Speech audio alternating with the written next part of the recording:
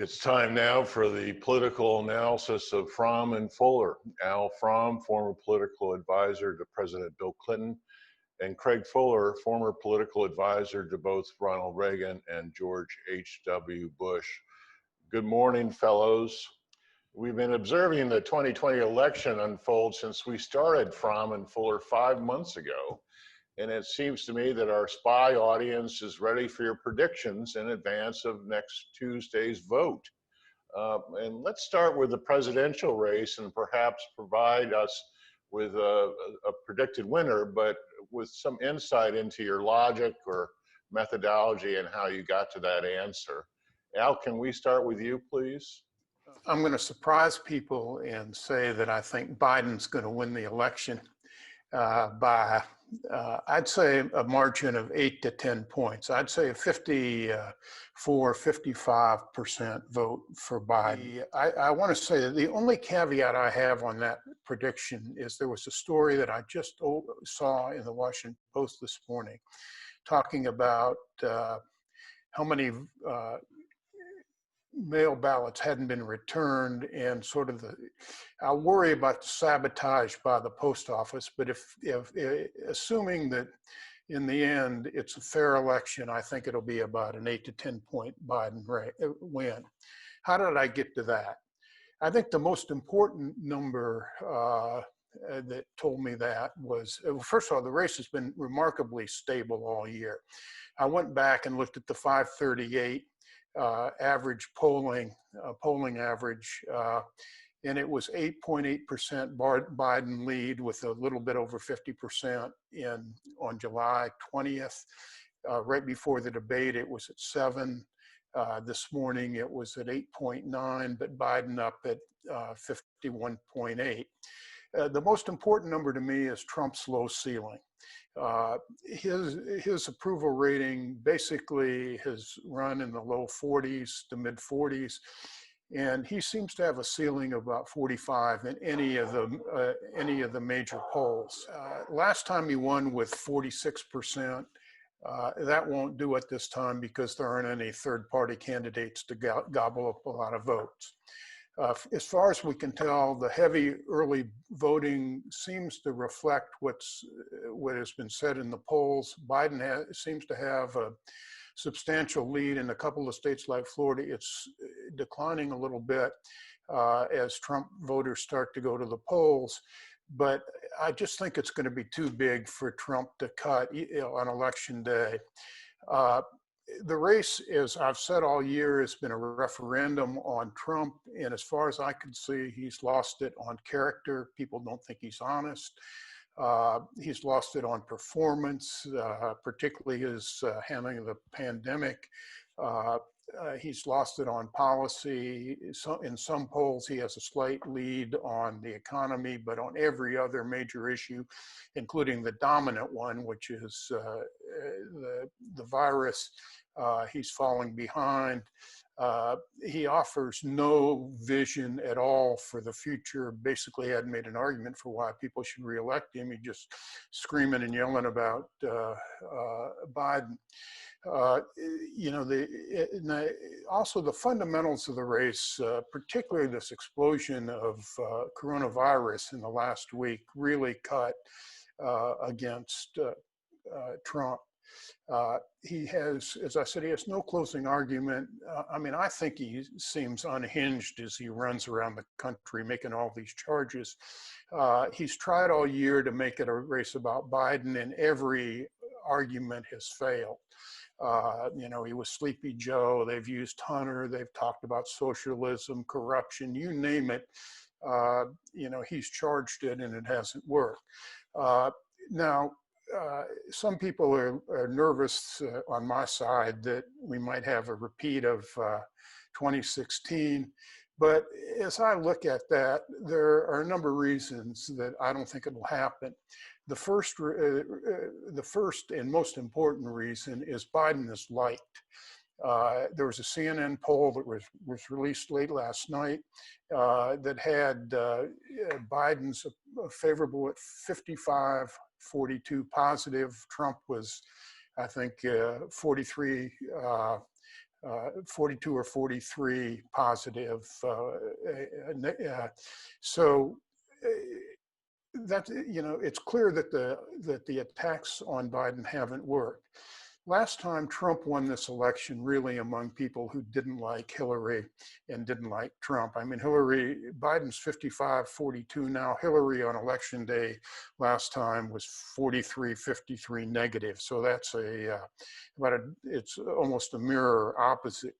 And there were 18% of the voters who didn't like either candidate.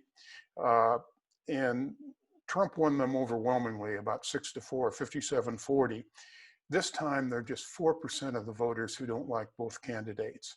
And it's not big enough to even get a reading on. You know, for all those reasons and the fact that the country is going, and most people think the country, about 2/3 think the country's going the wrong direction. Trump's in charge, even though he doesn't want to admit it. I just can't see anything changing in the last 5 days. And I suspect that Biden will win by 8 to 10 points. Just to clarify, what constitutes a landslide? Well, I consider what Craig Fuller did to me in 1980 a landslide, and that was 9 points, 50-41, with Anderson getting the rest.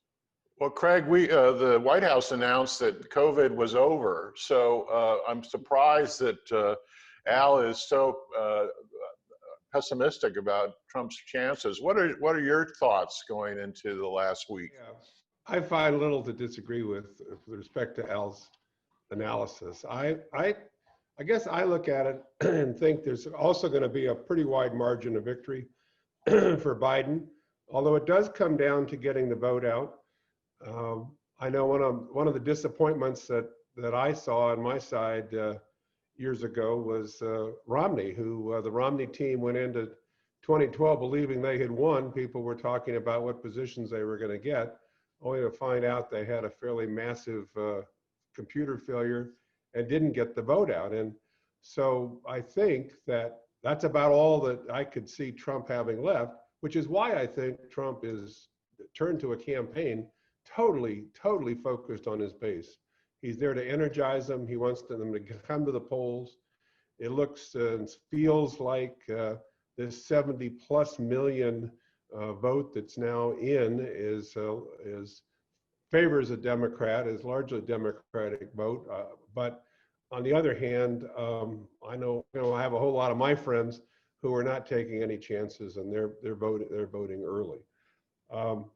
I really think the election, and maybe my analysis is a little more simplistic, but I think this election for some time has hinged on people's view of how the president's handling the economy and the COVID virus. And on both counts, it's not been positive. There is a number out this morning that says that there has been a strong economic performance, but that's of course follows the worst performance I think in history, and it does not get us back to an economic level that we had prior to COVID. So there's still a long ways to go, and more importantly, while that number I'm sure will be touted for the next 5 days by the president, that number does not represent how millions and millions of Americans feel. Women who are out of work, people in the suburbs who are staying locked at home, unable to go to a job if they have a job. So it's not going to be some kind of October surprise that serves the president well. And while nationally, as Al suggested, these numbers have not changed a lot, in some of these states, the trend has been moving consistently for Biden. So, you have Wisconsin with a Biden large lead. You have him in Michigan and Iowa doing better than one would have expected. So for those reasons, I think I see a pretty significant win for Biden. And you also have, he's run the clock out. He's on offense. He's going to places where he has a shot that he might not have thought he had 3 or 4 months ago, and he's going to places getting to even in some ways more interesting discussion. He's going to places where maybe he can pick up wins in the Senate to give him a Senate majority. So I think you have to look at the Biden campaign and the care with which it has been run in these most unusual times. And it turns out that the very thing he was most concerned and cautious about, the COVID virus, is now peaking, and the wisdom of his approach is quite evident to all voters. And he's I think done a pretty strong job of getting his vote to turn out early, and I suspect continue to turn out as people go to the polls in 5 days. Well, the other thing that I wanted you all to comment on is the Senate races. You know, a year ago, no one really thought that the Democrats would have a chance of winning the majority in the Senate. Things seem to have changed a little bit. And staying with you, Craig, what's your predictions on the Senate races that we have coming up? You know, I think there's better than even odds that the Democrats will control the Senate when all the votes are counted. I say that taking in mind Larry Sabato's current polling or his review of multiple polls that suggests that in 50 of the it's likely that there'd be 50 seats that are leaning or more towards Republicans, and 47 that are leaning or more towards Democrats, with 3 toss-ups. And so, you know, even not counting the toss-ups, you look like you could have even an even split if the if the Republicans won the toss-ups. But then, of course, if you have Kamala Harris as vice president, you've got her vote, so you'd have a majority in the Senate. But the toss-ups, you know, and the senators that are in trouble, Joni Ernst in Iowa, McSally in Arizona, Susan Collins in Maine, who has been struggling all along. These are tough races. I think one of the most interesting states, though, to me in this calculation is Georgia. Here's a state where, when you look at the survey that Al was talking about, the 538 survey, Trump was 2 months ago or so much stronger in Georgia. In fact, since the summer, there's been a continued decline in Trump and a rise in Biden, so that it's now rated as a toss-up. But to me, the most interesting thing is the trend. And with the issues that I think are most important, the economy and COVID not going well, and the trend clearly showing Biden's strength in a place like Georgia, you now have 2 Senate races because one's a special election. And in the special election, with Kelly Loeffler, it is presumed to be going into a runoff, just because it's not likely that anybody's going to get 50% of the vote. And now, in the seat with David Perdue, in addition to a Democratic challenger, there's a Libertarian, and that may go to a runoff. So you have 2 Senate seats that Republicans could have been, and probably should have put away in a state that was more strongly for Trump, where now at the top of the ticket, it's a real contest. I think one that Biden could well win. And it looks like these other races could go, the 2 Senate races could go into a special, into a runoff election. And time does not favor the Republicans here. There's nothing about the economy or the coronavirus that's going to get distinctly better. So the more time that runs, the tougher it is. And the one other state I would add that's interesting to me, and it's a possible Democratic pickup, is Lindsey Graham's seat in South Carolina. Now, it does lean in his favor, to be sure, but it slowly, his lead has been eroding over the course of the last few months. And if he wins, it'll be because the election's in 5 days. If this election was in 20 days, 30 days, I don't know that he could pull it out, because his margin has gone from August 54 to 51.6. Now he's got 44% I'm sorry. Now he has. I'm sorry. I said that wrong. Let's start this again. So Graham in August had 54% versus his challenger 44%.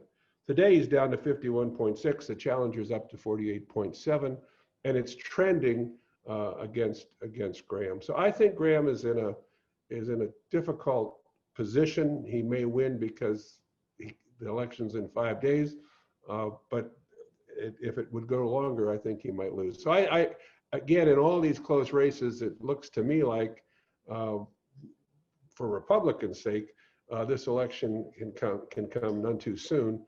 And at the end of the day, it's hard for me to see Republicans holding on to the United States Senate. Al, what are your predictions on this front? Well, I'm with Craig. I think there's a very good chance the Democrats will win the Senate. I'd say probably with 52 or 53 seats. But there's one other point I want to make about what's happening. What's happening in some of these key swing states. Not all of these have Senate races, but because it's where most of the focus in the last 5 days is going to be, it probably will affect Senate races everywhere. This explosion of coronavirus is incredible. There was a on Axios this morning. They had a list of the increase in coronavirus cases over the last week. In Pennsylvania, most important state, it's 33%. In Wisconsin, it's 23%. In Michigan, it's 25%. In Florida, it's 21%. In Georgia, it's 20%. In Arizona, it's 16%. In Ohio, it's 22%. The only one that's reasonably under control is North Carolina with Roy Cooper, and that is at 6%. So in the places where everybody's going to be focused, the virus is out of control, which makes Trump a liability for his Senate candidates every time he goes in and does a rally. So I think, here's what I think on the Senate. And this is always very dangerous because when you sit, as Craig and I know, when you sit here in Annapolis or Washington or the Eastern Shore and you try to judge what's going on the ground in Georgia or South Carolina, it's not easy. We have the advantage of being able to talk to people who probably have a better feel, but I suspect that we start 53-47 Republican. I suspect they'll pick up the Alabama seat, so that'll make it 54. But I look for the Democrats to win in Arizona with Mark Kelly, Hickenlooper in Colorado. I think Susan Collins is going to lose in Maine. I think Cal Cunningham will survive his scandal and win in North Carolina. I suspect that Joni Ernst is in real trouble in Iowa, and Biden's going there, which can only help. I think one of the sleeper races will be Montana, where Governor Bullock will, I think he'll finally pull it out. That Georgia and Montana are among the states that Clinton turned in '92 and have basically been, Democrats haven't done very well since, but I just think that that conditions are such that this could be a year in Montana. I know a little bit about Montana politics. I think we'll win one of the Georgia seats, probably the Loeffler or the Perdue seat. The other one is almost certain to go to a runoff, and runoffs are hard for Democrats because you won't have the big turnout of a presidential. I agree that South Carolina, I guess I'd say we'll win one or two of the following five: South Carolina, Alaska, Kansas, Texas, or my surprise is Mississippi. I know it's a long haul, and it's probably just personal friendship with Mike Espy, but I've talked to Mike a lot, and basically he has to win 22% of the white vote. He's hanging in there about 20 or 21. If voters in the Memphis suburbs come out, SB could surprise, because he's running against a terrible candidate. Hyde Smith is just a terrible candidate. So I guess in the end, I think it'll be 52, 53 Democrats. Al Fromm, Craig Fuller, thanks so much. I'll see you after the election.